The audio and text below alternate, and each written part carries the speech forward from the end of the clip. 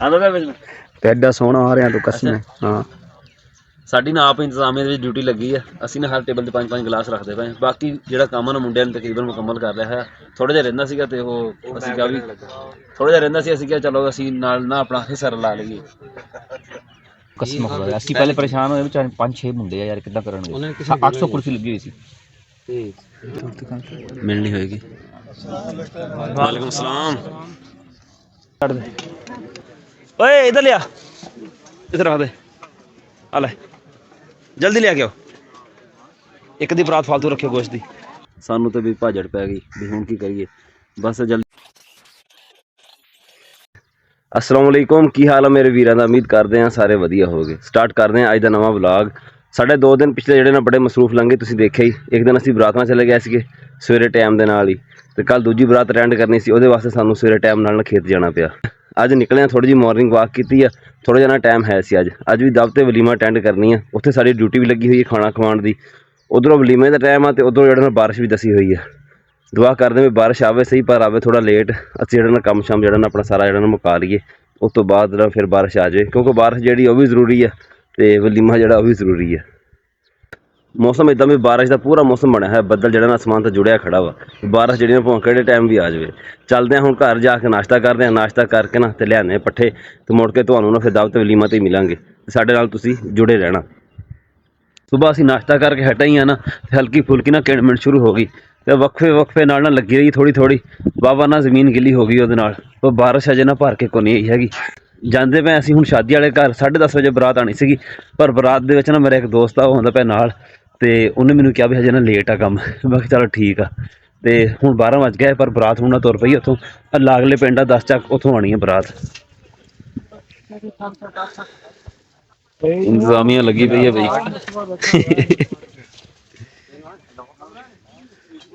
रुफे लग्या पिया रोफ हुणी बर्तन वगैरह लांदे पे।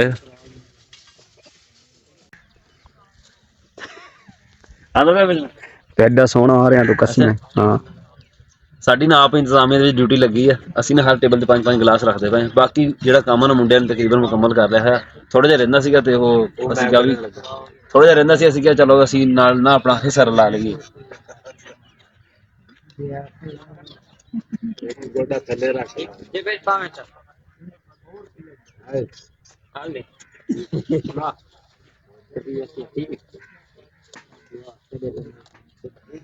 सब गिलास लेके आओ, 2 टेबल रह गए ले।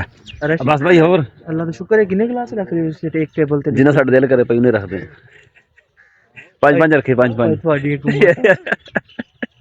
हुकूमत वैसे साडी आने वाली है। हां वजीरिया तो बनने वास्ते तैयार ही कोनी है। ਕਸਮ ਖੁਦਾ ਅਸੀਂ ਪਹਿਲੇ ਪਰੇਸ਼ਾਨ ਹੋਏ ਵਿਚਾਰੇ 5-6 ਮੁੰਡੇ ਆ ਯਾਰ ਕਿੱਦਾਂ ਕਰਨਗੇ। 800 ਕੁਰਸੀ ਲੱਗੀ ਹੋਈ ਸੀ। ਤੇ ਤੁਸੀਂ ਨਾ ਜਿਹੜੀ ਸ਼ਾ ਮੰਗਣਗੇ ਤੇ ਮੇਰੇ ਨਾਲ ਹਟਾ ਲਓ, ਉਧਰ ਲੈ ਇਧਰ ਲੈ ਕੇ ਦੋਵਾਂ ਅੱਲਾਹ ਖੈਰ ਰੱਖੇਗਾ। ਕੋਈ ਜਿਹੜਾ ਫੰਕਸ਼ਨ ਤਾਂ ਹੀ ਪੂਰਾ ਕਰਨਾ ਹੁੰਦਾ, ਇਸ ਤੇ ਨਜ਼ਰ ਰੱਖੇ। ऐसी नजर रखनी, बाकी दे टेबल रेडी पे हो। ਪਿੱਛੇ ਤੁਸੀਂ ਆ ਕੇ ਬਾਕੀ ਥੋੜਾ ਨਾ ਪਾਣਾ।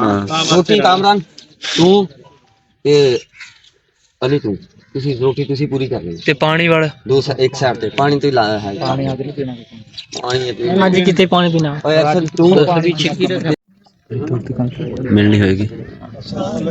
वालेकुम सलाम।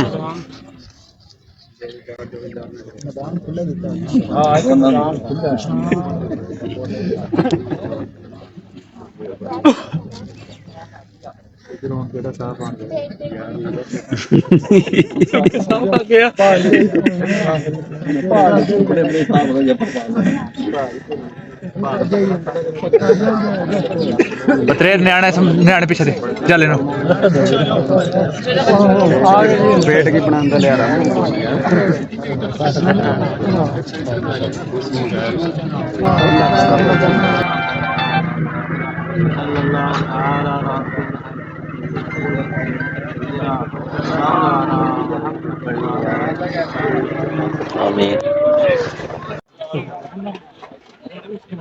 चलो चलो रख रख रख किधर लिया रही हजे रही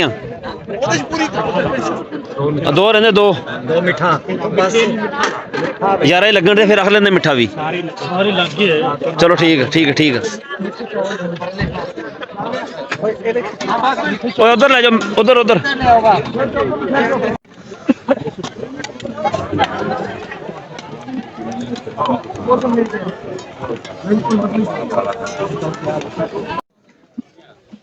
जल्दी करो शाबाश अभी पाला बेच अब बोटी पाला बेच चल चलो अभी पाला छड़ दे ओए इधर लिया इधर रख दे आ ले जल्दी ले आओ एक दी परात फालतू रखियो गोश्त दी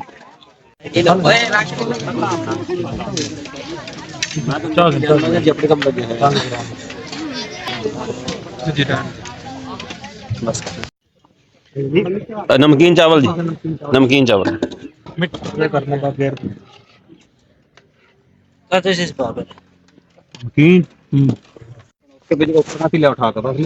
भाई मामा भाई हाँ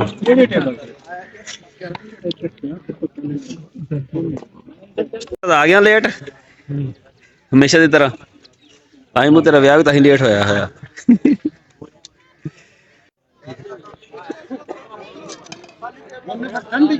चाचा सबर करो ना सारा कहने फिर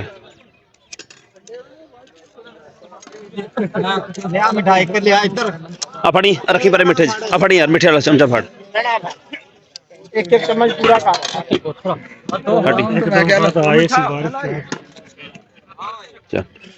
एक चम्मच और एक चम्मच 2 चम्मच चाहिए और चम्मच वो अगे रह जा इधर रख दे इधर देख छोटे चम्मच ले जा छोटे ले जा दो और दे दे यार इतना अभी इंतजामिया का नंबर आ गया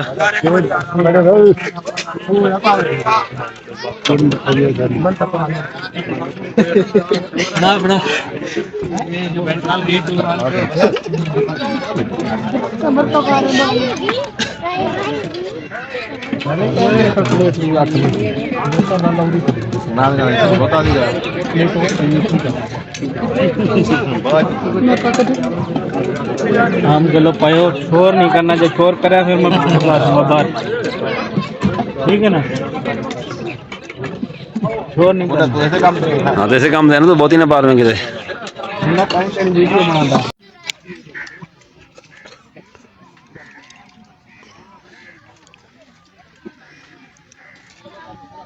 7-8 टेबलों के इंतजामिया बैठी है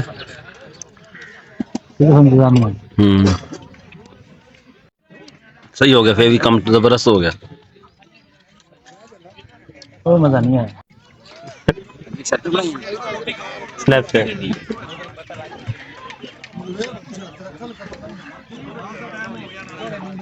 एक बैक कैमरा करके मारियो और राणा तलवीर